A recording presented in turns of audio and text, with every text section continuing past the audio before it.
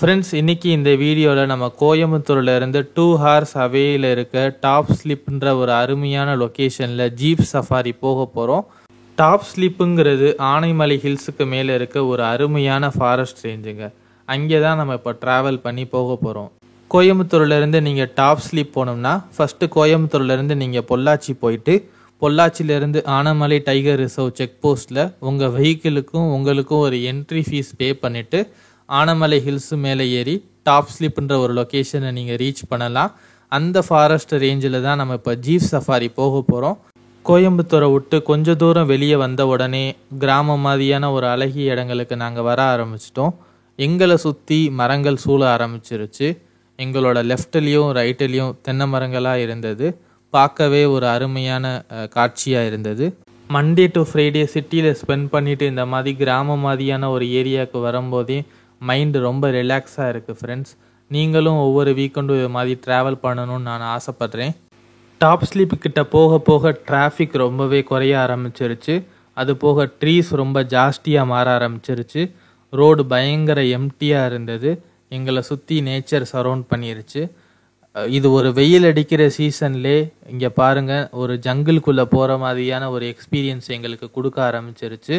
இது பார்க்குறதுக்கு ரொம்ப இன்ட்ரெஸ்டிங்காக இருந்தது. இந்த மாதிரி 2 சைடு மரம் சரௌண்டு பண்ணி சன்லைட்டை உள்ளே கொண்டு வராத ஒரு காட்சியை நான் ஃபஸ்ட்டு கொடைக்கானலில் தான் எக்ஸ்பீரியன்ஸ் பண்ணேன். இது கொடைக்கானல் அளவு இல்லைனாலும் இது இந்த சீசன் டைம் இல்லாதப்பவே இது இவ்வளோ அழகாக இருக்குது. சீசன் அப்போ போனோம்னா இன்னும் நல்லாயிருக்கும். இந்த பிளேஸ் ட்ராவல் பண்ணுறதுக்கு எனக்கு பர்சனலாக ரொம்ப பிடிச்சிருக்கு. இப்போ டாப் ஸ்லிப் லொக்கேஷனை நம்ம ரொம்ப நெருங்கிட்டோம். இது ஒரு ஒத்தையடி பாதை மாதிரி இருக்குது பாருங்கள். பல்லடத்தில் இந்த மாதிரியான ஒரு சிமிலரான ஒரு ரோடில் நான் ட்ராவல் பண்ணியிருக்கேன். அதோட வீடியோ கூட நம்ம சேனலில் அப்லோட் பண்ணியிருப்பேன். சரௌண்டட் பை கோகோனட் ட்ரீஸ்ன்னு நினைக்கிறேன் அந்த வீடியோவோட நேமு. என்னோட லெஃப்ட்லேயும் ரைட்லேயும் கோகோனட் ட்ரீஸாக என்னை சுற்றி இருக்கும். இங்கே பாருங்கள், ஆனைமலை டைகர் ரிசர்வ்ஸ் வெல்கம் யூன்னு போட்டிருக்கு. ரைட் சைடில் இருக்க இமேஜ் மாதிரி தான் செக் போஸ்ட் இருக்கும். அங்கே என்ட்ரி ஃபீஸை நான் ஆல்ரெடி பே பண்ணிவிட்டேன். கையில் கேஷ் அக்செப்ட் பண்ண மாட்டோம், கார்டு ஒன்லின்ற மாதிரி சொல்லிட்டாங்க. நீங்கள் பார்த்துக்கோங்க. ஃபார்ச்சுனேட்லி என்கிட்ட கார்டு இருந்தனால நான் பே பண்ணிட்டேன். நீங்கள் வரும்போது கொஞ்சம் கேர்ஃபுல்லாக இருங்க. ஃப்ரெண்ட்ஸ், நான் டாப் ஸ்லிப்புக்கு வரும்போது என்னால் ஒரு பைக்கை கூட நான் பார்க்க முடியல. அப்புறமா நான் ஆன்லைனில் செக் பண்ணி பார்த்தேன். பைக்ஸ் நாட் அலோடுன்ற மாதிரி சொல்கிறாங்க. ஃப்ரெண்ட்ஸ், ஆனைமலை ஹில்ஸுக்கு மேலே ஏறி டாப் ஸ்லிப்புக்கு வந்தாச்சு. அம்மா பாருங்கள் எப்படி நடக்கிறாங்கன்னு. அன்ஃபார்ச்சுனேட்லி என்னால் ஹில்ஸில் ட்ராவல் பண்ண வீடியோ அப்லோட் பண்ண முடியல. ஐஃபோனில் ஸ்டோரேஜ் ஃபுல்லாகிடுச்சு. பட் அது நார்மலாக தான் இருந்தது. நானும் அம்மாவும் ஜீப்புக்காக வெயிட் பண்ணிக்கிட்டு இருக்கோம். ஜீப் வந்தோடனே சஃபாரி போகிறத ஸ்டார்ட் பண்ணிடலாம். ஃப்ரெண்ட்ஸ், ஜீப் சஃபாரியை இப்போ தான் நம்ம ஸ்டார்ட் பண்ணோம். இந்த ஜீப் ஷேரிங் தான். ஒரு ஜீப் 2370 rupees அப்ராக்சிமேட்டாக வரும்னு வச்சுக்கோங்க. இப்போது நம்ம 2 people வெயிட் பண்ணுறோம். அது போக ஒரு 3 people வெயிட் பண்ணுறாங்கன்னு வச்சுக்கோங்க. அந்த 5 peopleம் 2370 rupees ஒரு ஷேர் பண்ணி போடணும். ஜீப்போட ப்ரைஸ் 2370 rupees அப்ராக்சிமேட்டானா அந்த 5 peopleம் சேர்ந்து அந்த ப்ரைஸை பே பண்ணணும். ஸோ நாங்கள் 7 பேர் இருந்தோம். நானும் அம்மாவும் ஆல்ரெடி வந்திருந்தோம். அங்கே ஆல்ரெடி ஒரு 5 people ஒரு ஃபேமிலியாக வெயிட் பண்ணிகிட்டு இருந்தாங்க. ஸோ 7 people இருந்தோம். எங்களுக்கு ஷேரிங்கில் ஒரு ஆளுக்கு 338 ரூபா அப்ராக்சிமேட்டாக வந்துச்சு. நானும் அம்மாவும் 676 ரூபா பே பண்ணிவிட்டு இந்த ஜீப் சஃபாரியை ஸ்டார்ட் பண்ணோம். ஃபாரஸ்ட் பாருங்கள் ஃப்ரெண்ட்ஸ், எவ்வளோ அழகாக இருக்குன்னு. இந்த ஜீப் போகிறதுக்கு மட்டும் ஒரு பாதை போய் ஜீப் போய் இந்த பாதை உருவாகிருக்கு. ஃபாரஸ்ட்டுக்குள்ளே இப்போ தான் நம்ம போக ஸ்டார்ட் பண்ணியிருக்கோம். இப்போ தான் ஒரு ஃபஸ்ட்டு டைம் ஃபாரஸ்ட்டுக்குள்ளே போகிற மாதிரியான ஒரு எக்ஸ்பீரியன்ஸ் எனக்கு ஃபீல் ஆகுது. இந்த ஃபாரஸ்ட்டுக்குள்ளே நீங்கள் வைல்டு அனிமல்ஸை ஸ்பாட் பண்ணுறது உங்களோட லக்கு தான் பியூரா அப்படின்னு எல்லாரும் சொல்கிறாங்க. உங்களுக்கு லக்கு இருந்தால் நீங்கள் ஏதாவது வைல்டு அனிமல்ஸை பார்க்கலாம். வைல்டு அனிமல்ஸ்லாம் மோஸ்ட்லி ஈவினிங் 5 அதுக்கு போக ரேஞ்சில் தான் வரும்னு சொல்கிறாங்க. இப்போ நம்ம கூட மகேஷ்குமார் அப்படின்ற ஒரு அண்ணா தான் ட்ரைவ் பண்ணுறாரு காரை. இவர் 17 இயர்ஸாக இங்கே தான் ஜீப் சஃபாரி ட்ரைவ் பண்ணிகிட்ருக்காரு. இவர் ரொம்ப கைண்டாக என்னை அசிஸ்ட் பண்ணார். எங்கேயாவது இந்த இடம்லாம் இருக்கும், இங்கெல்லாம் அனிமல்ஸ் வரும் அப்படின்னு சொல்லிட்டு இருந்தார். ரொம்பவே நல்ல மனிதர். இங்கே பாருங்கள் ஃப்ரெண்ட்ஸ், இங்கே குச்சி மாதிரி நிறைய சாஞ்சு கிடக்கல. அதெல்லாம் ஆக்சுவலாக மூங்கில்னு நான் நினைக்கிறேன். மூங்கில் இவ்வளோ பெருசாக வளருன்றதே நான் இங்கே தான் பார்க்குறேன். அப்பா, இந்த ஒத்தையடி பார்த்து ரொம்ப குறுகலாக இருக்குது ஃப்ரெண்ட்ஸ். நம்ம ஜீப் மட்டும் போகிறதுக்கான ஒரு இடம். இந்த அண்ணா உண்மையிலே ஒரு எக்ஸ்பீரியன்ஸ்டான டிரைவர் தான் ஃப்ரெண்ட்ஸ். இப்படி இந்த சீசன் இல்லாத டைம்லேயும் ஓரளவு இது க்ரீனிஷாக இருக்குதுன்றதை நினைக்கும் போது எனக்கு நல்லா தான் இருக்குது. கொஞ்சம் மழை பெஞ்சோடனையும் இந்த காஞ்சு இருக்க மரங்கள்லாம் திருப்பி க்ரீனிஷாக மாறிடும் அப்படின்னு இந்த அண்ணா சொல்கிறாரு. இந்த அண்ணாட்ட என்னென்ன அனிமல்ஸ்லாம் பார்க்கலாண்ணா அப்படின்னு கேட்டேன். இப்போது சீசன் இல்லை தம்பி, உனக்கு லக்கு இருந்தால் நீ கொஞ்சம் வைல்டு அனிமல்ஸை பார்க்கலாம் அப்படின்னு இந்த அண்ணா சொன்னார். இங்கே என்னெல்லாம் வைல்டு அனிமல்ஸ் இருக்குண்ணா அப்படின்னு நான் கேட்டதுக்கு, இங்கே காட்டு எருமைகள் நிறைய இருக்குது, மான் இருக்குது, குரங்கு வகைகள் இருக்குது, அது போக புலி கூட இங்கே இருக்குது தம்பி. உனக்கு அதிர்ஷ்டம் இருந்தால் நீ புலியை பார்க்கலாம், ஆனால் நான் புலியை பார்த்தே 1 வருஷம் ஆகுது அப்படின்னு சொன்னார். நம்ம சேனலில் நீங்கள் கண்டினியூஸாக ஃபாலோ பண்ணிட்டு வந்திருந்தீங்கன்னா உங்களுக்கு நம்ம தேக்கடியில் ஜீப் சஃபாரி போன வீடியோ தெரிஞ்சிருக்கும். அங்கே அன்ஃபார்ச்சுனேட்லி எந்த வைல்டு அனிமல்ஸையும் என்னால் பார்க்க முடியல. இங்கேயும் சீசன் இல்லைன்னு சொல்கிறாங்களே, எதுவும் வைல்டு அனிமல்ஸை பார்க்க முடியாமல் போயிருமோன்னு எனக்கு ஒரு பயம் இருந்துகிட்டே இருந்தது. பட் நம்மளோட லக்குக்கு ஏதாவது கிடைக்குன்ற நம்பிக்கையோடு நான் ட்ராவல் பண்ணிக்கிட்டு இருக்கேன். நீங்களும் வாங்க பார்க்கலாம். ஜீப் எப்படி இருக்கும்னு பார்க்காதவங்களுக்கு பார்த்துக்கோங்க ஃப்ரெண்ட்ஸ். நம்மளோட ஜீப் இப்படி தான் இருக்கும். கிட்டத்தட்ட ஒரு மிலிட்ரி வெஹிக்கிள் மாதிரி ஒரு செட்டப்பில் தான் நம்ம ட்ராவல் பண்ணிக்கிட்டு இருக்கோம். ஃபார்ச்சுனேட்லி எனக்கு ஃப்ரண்ட் சீட் அண்ணா பக்கத்துலேயே கிடச்சிருச்சு. நான் ஹாப்பியாக அண்ணனோட உட்காந்து வரேன். ஏதாவது வைல்டு அனிமல்ஸ் கிடைக்குமா அப்படின்னு நானும் அண்ணனும் 2 சைடும் பார்த்துக்கிட்டே வரோம். பின்னாடி நிறைய பேர் உட்காந்துருக்காங்க, அவங்களுக்கு தான் நல்ல வியூ கிடைக்கும் போல். பட் எனக்கு அண்ணா பக்கத்தில் உட்காரதான் ரொம்ப பிடிச்சிருக்கு. நம்மளோட ஜீப்போட ஃபுல் வியூ பாருங்கள். ஒரு அப்சல்யூட் மிலிட்ரி யூனிட் மாதிரி பின்னாடி பீப்புள் கேரி பண்ணுறதுக்கெலாம் பிளேஸ் இருக்குது. ஃப்ரெண்ட்ஸ், மரத்தோட மரம் இப்போ ஒரு குரங்கு தாவுது பாருங்கள். உங்களுக்கு தெரியுதா? நீங்கள் திருப்பி வேணால் ரீவைண்ட் பண்ணி பாருங்கள். ஒரு குரங்கு தாவி இருக்கும். இந்த குரங்கோட பேர் என்ன அப்படின்னு கேட்டதுக்கு இந்த அண்ணா லங்கூர் அப்படின்னு சொன்னார். இதை பற்றி நான் நெட்டில் நிறைய ரிசர்ச் பண்ணி பார்க்கும்போது இது நீல்கிரி லங்கூர் அப்படின்னு சொல்கிறாங்க. மரம் மேலே பூரா அந்த குரங்கு உட்காந்துருக்கு பாருங்கள். லங்கூரை பார்த்தவொடனே எனக்கு சின்னதாக ஒரு ஹோப் வந்துருச்சு ஃப்ரெண்ட்ஸ். அப்பாடா, நம்ம இன்னும் கொஞ்சம் வைல்டு அனிமல்ஸை பார்க்கலாம் அப்படிங்கிற நம்பிக்கை வந்துருச்சு.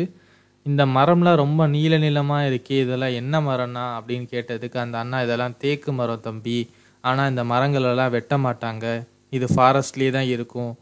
இப்போ இந்த மரங்கள் காஞ்ச மாதிரி தெரியும், ஒரே ஒரு மழை வந்துச்சுன்னா போதும் எல்லாமே க்ரீனிஷாக மாறிடும் அப்படின்னு இந்த அண்ணா சொன்னார். ரொம்ப வியப்பாக இருந்துச்சு. இந்த மரத்துக்கு அடியில் படுத்துருக்கு பாருங்க.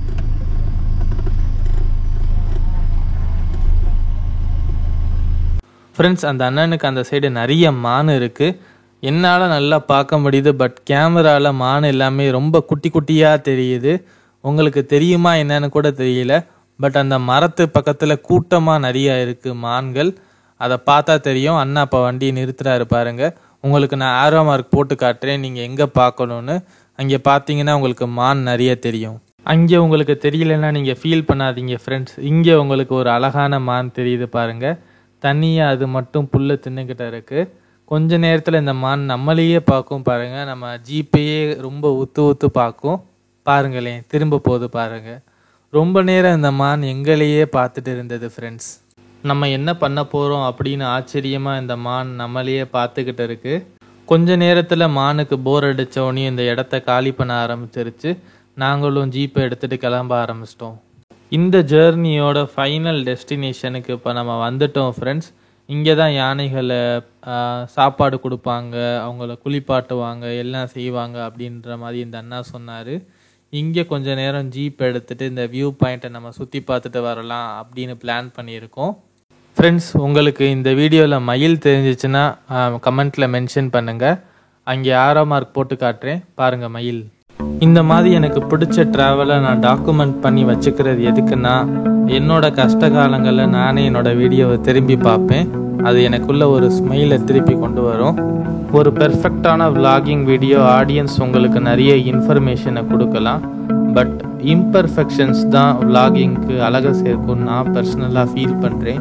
இந்த மாதிரி அன்எடிட்டட் அண்ட் ரா மொமெண்ட்ஸை கேப்சர் பண்ணி அதை டாக்குமெண்ட் பண்ணுறது தான் எனக்கு பின்னாடி ஒரு கஷ்டம் வரும்போது திருப்பி பார்க்கும்போது ஒரு இன்ட்ரெஸ்டிங்கான ஒரு ஃபீலை அது கொடுக்கும். It makes me keep going friends. இந்த மாதிரியான ஒரு கிளிப்ஸ் எல்லாம் நான் திருப்பி பார்க்கும்போது தான் எனக்குள்ள ஒரு ஸ்மைல் திருப்பி வருது. நான் ரொம்ப பெர்ஃபெக்டாக எடிட் பண்ணி அதை கட் பண்ணி டிரான்சிஷன்ஸ் ஆட் பண்ணி பண்ணுற வீடியோ அதை எனக்கு திருப்பி பார்க்க முடியல. அது ஒரு இன்ஃபர்மேஷன் மாதிரி தான் எனக்கு தோணுது. பட் எனக்கு நானே திரும்பி பார்த்துக்கன்னா இந்த மாதிரியான இம்பர்ஃபெக்ஷன்ஸ் தேவைப்படுதுன்னு நான் பர்சனலாக ஃபீல் பண்ணுறேன். இந்த மாதிரி இம்பர்ஃபெக்ஷன்ஸ் உள்ள வீடியோ நிறையா நான் ஒரு வருஷத்துக்கு முன்னாடி அப்லோட் பண்ணியிருக்கேன். அதை நான் இப்போயும் அடிக்கடி திரும்பி பார்ப்பேன். அது எனக்குள்ள பர்சனலாக ஒரு ஹாப்பினஸை கொண்டு வரும். ஸோ இந்த பாட்டு உங்களுக்கு பெருசாக இன்ட்ரெஸ்டிங்காக இருக்காது, பட் எனக்கு இது ரொம்ப இன்ட்ரெஸ்டிங்கான பாட்டு. இப்போ நம்ம கீழே இறங்கிக்கிட்டு இருக்கோம் ஃப்ரெண்ட்ஸ். நம்மளால் 4 அனிமல்ஸ் தான் பார்க்க முடிஞ்சதுன்னு நான் நினைக்கிறேன். ஒன்று இந்த லங்கூர், அடுத்து டியர், அடுத்து பீகாக். யானை நான் பார்த்தேன், பட் ஆனால் ரொம்ப தூரத்தில் இருந்தது, கண்ணுக்கே ரொம்ப குட்டியாக தான் தெரிஞ்சது. அதை நீங்கள் கேமராவில் எடுத்து உங்களுக்கு போட்டேன்னா ரொம்ப தெரியவே தெரியாது. ஸோ நீங்கள் நேரில் பார்த்தீங்கன்னா உங்களுக்கு நல்ல எக்ஸ்பீரியன்ஸ் கிடைக்கும். மறக்காமல் இந்த பிளேஸில் சான்ஸ் கிடச்சிச்சின்னா விசிட் பண்ணுங்கள். சஃபாரி முடிச்சுட்டு ரிட்டன் வரும்போது நமக்கு ஆச்சரியத்தை பாருங்கள் ஃப்ரெண்ட்ஸ், எவ்வளோ லங்கூர் இருக்குன்னு. இப்போ நீங்கள் நேரில் நல்லா பார்த்துருப்பீங்க. எனக்கும் உங்களுக்கு இந்த விலாகில் காட்டினது ஒரு ஹாப்பினஸ்ஸாக இருக்குது. ஏன்னா நீங்கள் டியரையும் அந்த லங்கூரையும் தான் நல்லா பார்த்துருப்பீங்க. பீகாக்கும் எலஃபண்ட்டும் இருந்தது, பட் ஆனால் அது ரொம்ப தள்ளி இருந்தது, என்னால் சரியாக கேப்சர் பண்ண முடியலை. புலிகளை பற்றி உங்களுக்கு ஒரு இம்பார்ட்டண்ட்டான இன்ஃபர்மேஷன் சொல்கிறேன் ஃப்ரெண்ட்ஸ். அதுக்கு முன்னாடி உங்களுக்கு நம்ம சேனல் பிடிச்சிருந்ததுன்னா மறக்காமல் சப்ஸ்கிரைப் பண்ணி உங்கள் ஃப்ரெண்ட்ஸ் எல்லாருக்கும் ஷேர் பண்ணுங்கள். அப்போ தான் எனக்கு வீடியோஸ் மேக் பண்ண மோட்டிவேட்டிங்காக இருக்கும். இந்த அண்ணாட்ட புலிகளை பற்றி நான் கேட்கும்போது இந்த காடில் மொத்தம் 28 புலிகள் இருக்குன்னு சொன்னார். ஒரு புலி இருந்ததுன்னா அதை சுற்றி 40 கிலோமீட்டருக்கு வேறு எந்த புலியையும் அதை அலோவ் பண்ணாதான் ஃப்ரெண்ட்ஸ். அது இனப்பெருக்க காலம் மட்டும்தான் இன்னொரு புலியை அலோவ் பண்ணும். மற்ற நேரங்களில் அது வேறு ஒரு புலியை அலோவ் பண்ணாது. 40 கிலோமீட்டர் பரப்பளவில் அது மட்டும்தான் ஆளும் அப்படின்னு சொல்கிறாரு. கேட்கவே இன்ட்ரெஸ்டிங்காக இருக்குது.